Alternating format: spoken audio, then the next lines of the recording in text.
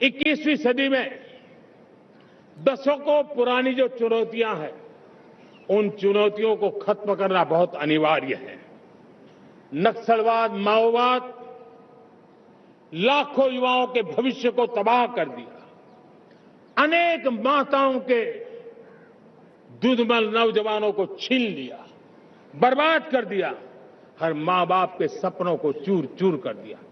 इस नक्सलवाद ने 4 दशक तक हिंदुस्तान के बहुत बड़े हिस्से को, बहुत बड़ी आबादी को दबोच करके रखा था, बंदूक के नोक पर दबोच करके रखा था, संविधान की धज्जियां उड़ा दी थी और देश के सामान्य नागरिकों की रक्षा में 3,500 से ज्यादा हमारी पुलिस के, सुरक्षा बल के जवान शहीद हो गए। युद्ध के अंदर जितने सैनिक मरते हैं, उससे ज्यादा हमारे पुलिस जवानों को जान की बाजी लगानी पड़ी ताकि देश के सामान्य मानवी को सुरक्षा मिले।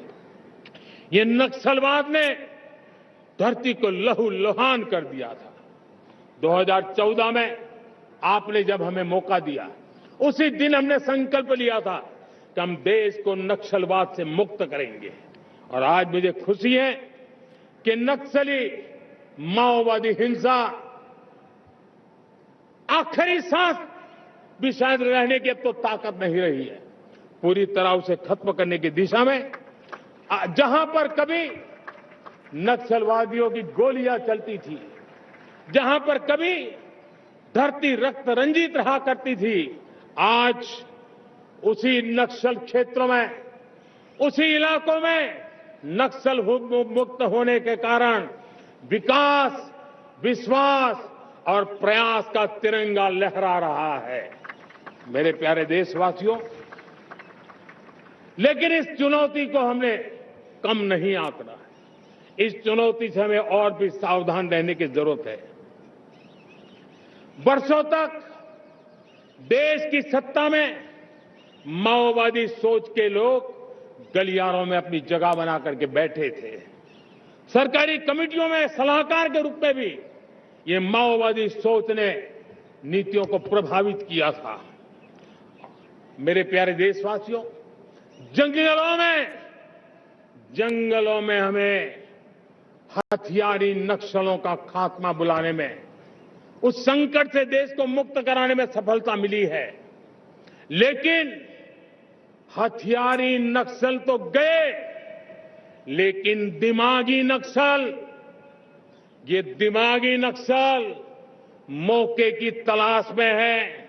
हिंसा, अराजकता के वो रास्ते खोज रहे हैं, समाज को गलत राह पर घसीटने के लिए भांति भांति के दांव कर रहे हैं।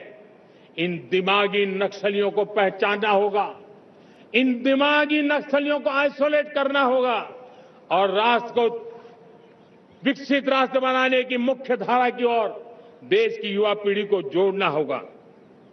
मेरे प्यारे देशवासियों, सुरक्षित भारत बनाना हम सबका दायित्व है। चुनौती सीमा के भीतर हो या सरहद से बाहर, भारत हर परिस्थिति के लिए तैयार है। आज युद्ध का नेचर बदल रहा है। अब युद्ध सीमा पर ही होता है, गारंटी नहीं है।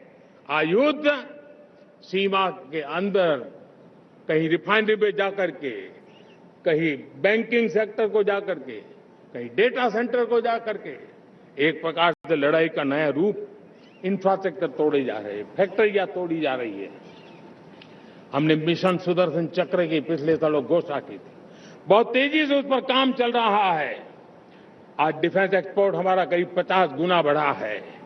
करीब 100 देशों में हमारे अस्त्र शस्त्र पहुंच रहे हैं।